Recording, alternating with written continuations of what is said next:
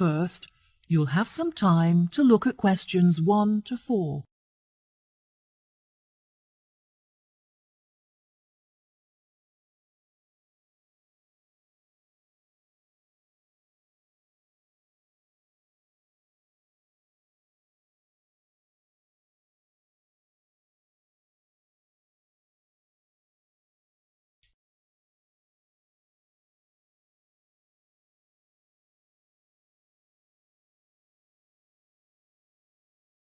Listen carefully and answer questions 1 to 4.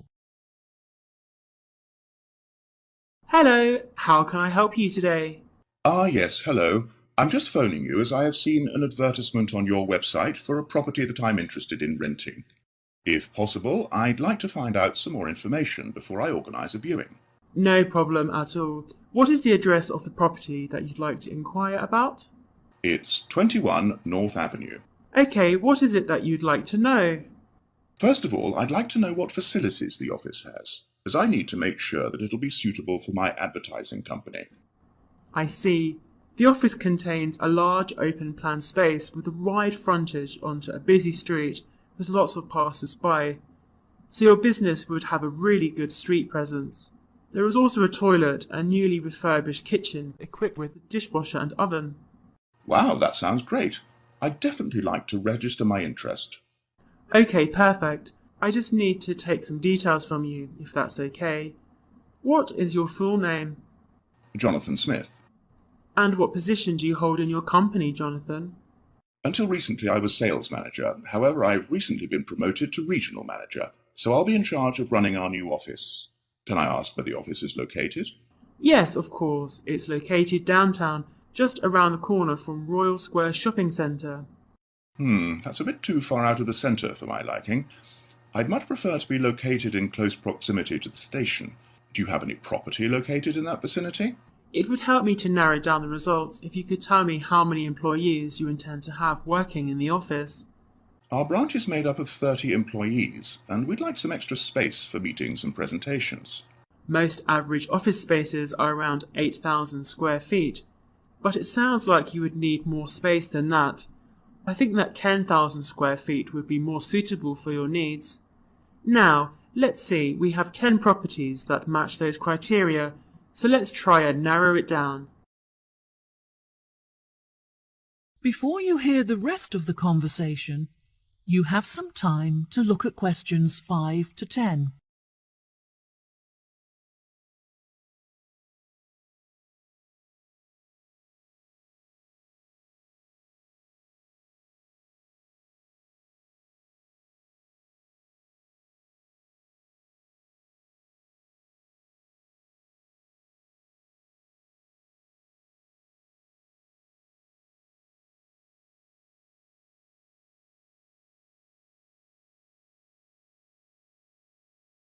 Now listen and answer questions 5 to 10. Do you have any other requirements? Well, we'll need access to the office 12 hours a day, but security should be 24-hour. We don't hold any money on the premises, but it's crucial that we protect our customer information against theft. Okay, anything else? Yes, ideally I would prefer the new office to be split over 2 levels, so that the working office area is kept separate from street level. That will enable us to locate a reception at ground floor level to welcome customers when they arrive. And are there any particular facilities that you need? Our employees work very hard throughout the day, and I want to make sure that they're well nourished. It would therefore be ideal if I could provide them with a kitchen to cook hot meals at lunchtime. Would you want the kitchen to be located at first floor level with the office? No, I don't want the office to be filled with the smell of food. It would be better if the new office had a basement where we could locate the kitchen and staff room area to keep it at arm's length from the workspace. Okay, I have now narrowed the search to 2 available properties. Do you have any other requirements that could narrow our search down to 1 result? All of our office staff will be working at desktop computers, so I'll need the office to be equipped with at least 40 power sockets if possible. Anything else? Studies have shown that exercise is very important for maintaining happiness and healthy brain function. In an office environment, it's very difficult to get sufficient daily exercise, so it would be great if they had access to a nearby exercise area. One of the available offices is located next door to a gym. Would this be suitable? Yes, absolutely. A gym is exactly what I was thinking of. Brilliant. Do you need the office to be furnished? I don't think so. I already have some furniture, so I would prefer to bring this myself. That's no problem at all. And before I forget, we will definitely require Wi-Fi access, as much of our work and customer recruitment is carried out online. No problem. It sounds like the property will suit your needs perfectly. I've taken the liberty of booking you a viewing at 3 p.m. on Thursday, so you can see it for yourself. Is there anything else I can help you with today? No, I think that's all the information I need. Thanks very much for your help. No problem. It's been my pleasure to be of assistance. Goodbye. That is the end of part 1. You now have half a minute to check your answers.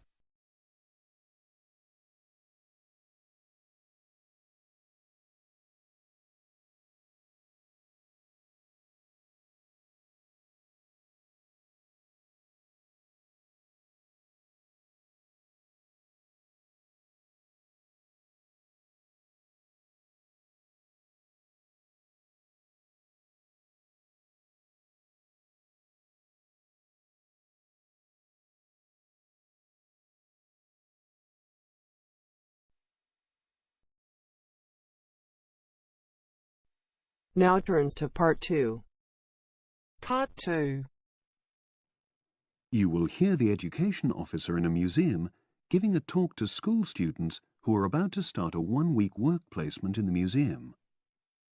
First, you have some time to look at questions 11 to 15.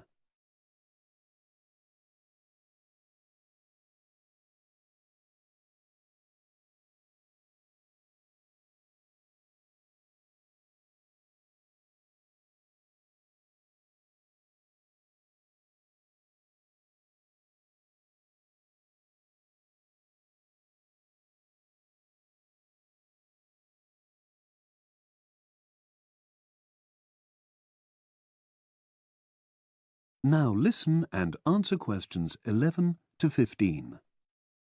Good morning and welcome. We're really pleased that you're going to be joining us next week for your work placement. Now, each of you will already have met the member of museum staff assigned to supervise you. In this short talk today, I'll be giving you more general information which will be relevant to all 6 of you. Your normal working day is 9 to 5 p.m., but on Monday, because it's your first day, we'd like you to arrive at 8:45. Please note, though, that you'll finish at the usual time. A lot of you have been asking what you should wear for work. Well, you may have noticed that we're not exactly a formal institution, so you'd really be out of place if you wear smart attire like a suit. If you go out on a trip with us, then we'd like you to wear a museum cap. It has our logo on, and we feel it helps people recognize you.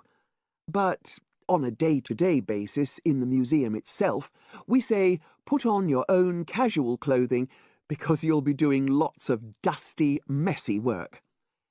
Now, we don't have an enormous number of rules, but work placement is an excellent preparation for the real world of work, and we expect you to be very punctual and reliable. If you're not well, or there's been a hold-up, then what we ask you to do is ring the museum receptionist. He will be in the museum well ahead of opening time, and he'll inform your own personal supervisor in the museum. If you're away for more than 1 day, we'll inform your school tutor. They'll obviously need to make a note of your absence and follow up if necessary.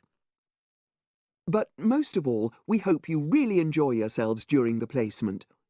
Students say they have a lot of fun, whether it's working with kids in our art workshops held every Monday, or, the most popular, when they go out on our outreach work to residential homes, recording elderly people's memories of school days for our oral history project. So, we hope you feel excited by the prospect of starting next week and well prepared. Your personal supervisor will be there to help you with our health and safety requirements when you start next week, and your supervisors will also brief you about the background to the museum, summarizing all the huge amount of information on our website. In the next couple of days, it might be worthwhile if you get hold of evaluations and other notes made by students who've worked with us before. You can get a lot of pointers from them. Before you hear the rest of the conversation, you have some time to look at questions 16 to 20.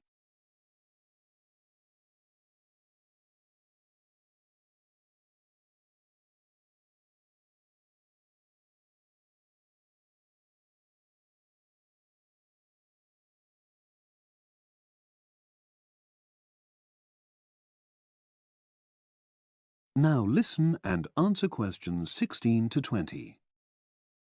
Now, before I finish today, I wanted to help you find your way around the museum. When you start next Monday, the first thing you'll need to do is sign in.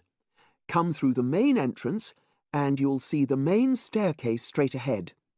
To the right of this is the statue of the horse, and just behind that is a door. Go through that, and that's the sign-in office. Now, on the first day, you'll be working in Gallery 1. You'll find this as follows. In the central courtyard area, close to the entrance, there's a large chest where visitors put donations for the museum. The door just behind that leads to Gallery 1. The workshop you'll be taking part in starts at 11, but if you want to go in earlier, you can get the key and let yourself in. The key box is quite hard to find. Walk behind reception, and it's between the large gallery and the bookshop. I haven't mentioned breaks, lunch, etc. Unfortunately, our cafe's closed at the moment, so your best bet is to bring a packed lunch. We tend to have our sandwiches in the kitchen area. Go round the reception desk, and you'll see a small circular cabinet. The door to the kitchen area is just behind that. Now, every day, we put up notices about what's happening in the museum. Your supervisor will brief you, but if you want to check up on details, look on our staff notice board. This is in the corner of the play area, at the back, on the wall of Gallery 3. If you have any questions, I'd be happy to help. That is the end of part 2. You now have half a minute to check your answers.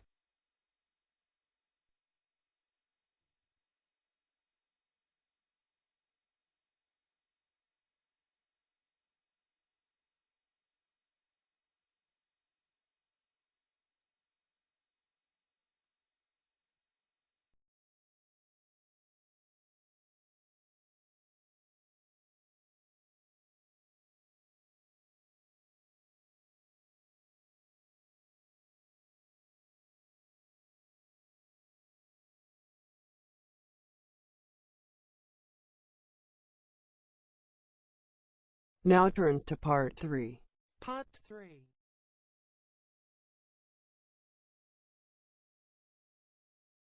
You will hear a discussion between a business student called Marco and his personal tutor about the courses that Marco should take. First, you have some time to look at questions 21 to 23 on page 5.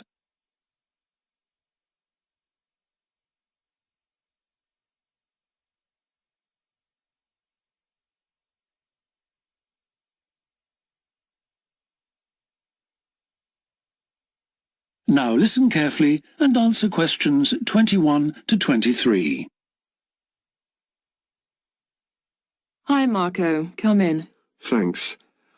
I've got a bit stuck trying to select courses for next semester. Could you help me, please? Of course. Sit down. First of all, most people just go for the areas of business that they're interested in, but even if something doesn't look very stimulating, it's important that you can use it once you get a job. It's not much good choosing areas that aren't going to be helpful later on. Right. I want to go into management, so I'll need to think about that. And should I start specialising in a particular area yet? I don't think that's wise at this stage. It's better to aim for a wide variety of subjects, especially as management covers so many possibilities. You shouldn't be limiting your choices for later on. Yes, I see. You should also look at how the course is made up. Will you have regular seminars and tutorials, for example, as well as lectures? Okay. Some of the lecturers are quite big names in their fields, aren't they? Mm-hmm. Should I aim to go to their courses? Well, remember that the lecturers who aren't well known may still be very good teachers. I'd say we have a consistently high standard of teaching in this department, so you don't need to worry about it. Before you hear the rest of the discussion, you have some time to look at questions 24 to 30 on pages 5 and 6.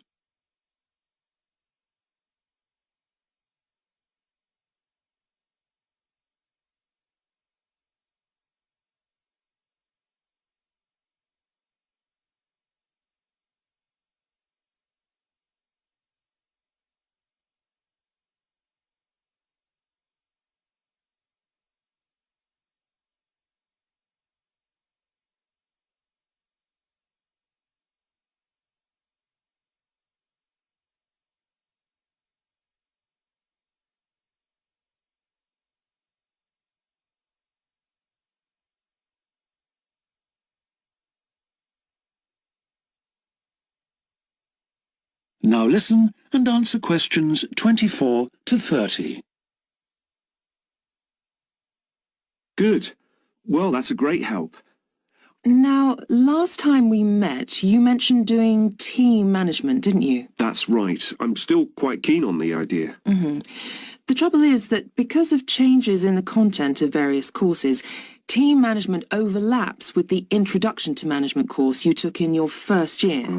So what you learned from it would be too little for the amount of time you'd have to spend on it. I'll drop that idea then. Have you had a chance to look at the outline I wrote for my finance dissertation? I left it in your pigeonhole last week. Yes. Why exactly do you want to write a dissertation instead of taking the finance modules? It'll be pretty demanding. Well, I'm quite prepared to do the extra work because I'm keen to investigate something in depth, instead of just skating across the surface. I realise that a broader knowledge base may be more useful to my career, but I'm really keen to do this. Right. Well, I had a quick look through your outline, and the first thing that struck me was that you'll have to be careful how you set about it, as the way you've organised it seems unnecessarily complex. The data that you want to collect and analyse is potentially valuable, but you'll need to narrow down the subject matter to make the whole thing manageable. Okay. I'll have another look at it. I was talking to Professor Briggs about it yesterday, and I got some more ideas then. For part of the dissertation, I was thinking of trying to persuade finance managers from 3 or 4 companies to let me ask them about their company finances. If not, I think I'll have to change to another topic. Well, go ahead then. I could give you some names. Thanks. Now, let's talk about practicalities.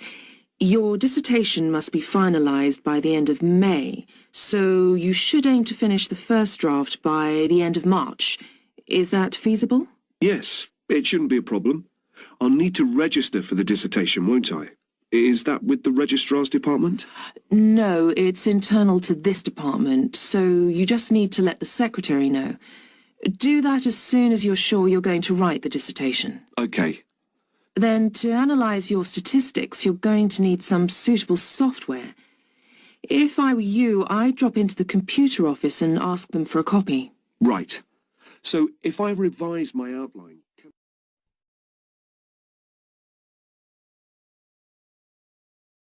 That is the end of part 3.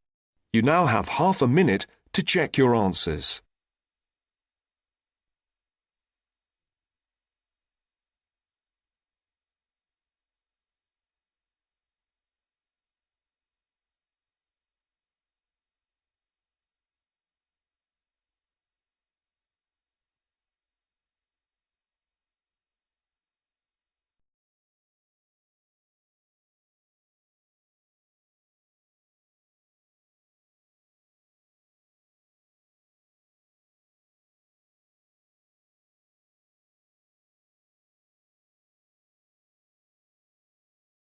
Now turns to Part 4. Part 4. You are going to hear a talk about security in the UK. Listen to the talk and complete the statements below. First, you have some time to look at questions 31 to 40.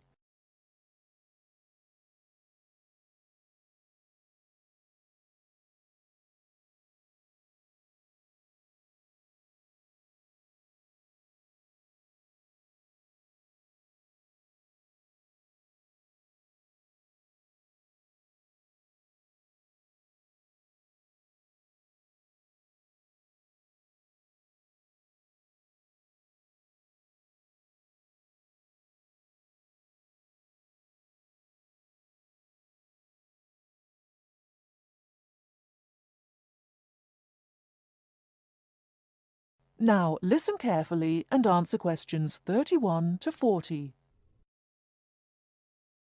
In large cities, for instance London, and crowded places such as airports and stations, there is the risk of theft. We do not want you to suffer the distress of losing important documents and valuables as soon as you step onto British soil. So here are some important do's and don'ts. Don't carry more cash than you need for daily expenses.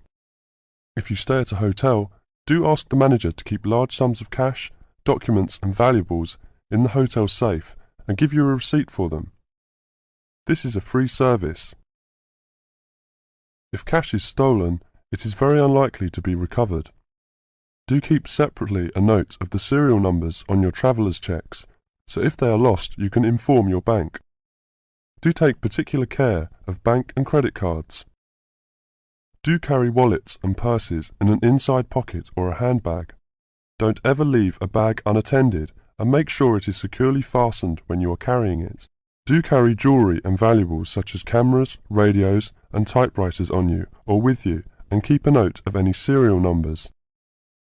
Do take special care of your passport, travel tickets and other important documents. Documents are at risk particularly at airports and stations where it is obvious that most people will be carrying them. Do make a note and keep it in a safe place of the number of your passport, its date and place of issue. This makes replacement easier if you are unlucky enough to lose it. If you don't want to carry heavy luggage around with you, you can leave it in a luggage office at most large stations and pick it up later. Keep the receipt so that you can reclaim your luggage. Check the opening hours or you may find your luggage locked away when you need it again. If you lose any of your luggage in transit, take this up immediately with the officials of the airline or shipping line. But don't worry too much. 98% is found within 3 days. If you lose anything, go first to the lost property office at the airport or station, as it may have been found and handed in. If you lose your luggage in the street, or suspect it has been stolen rather than gone astray, find the nearest policeman who will advise you what to do. That is the end of Part 4. You now have half a minute to check your answers.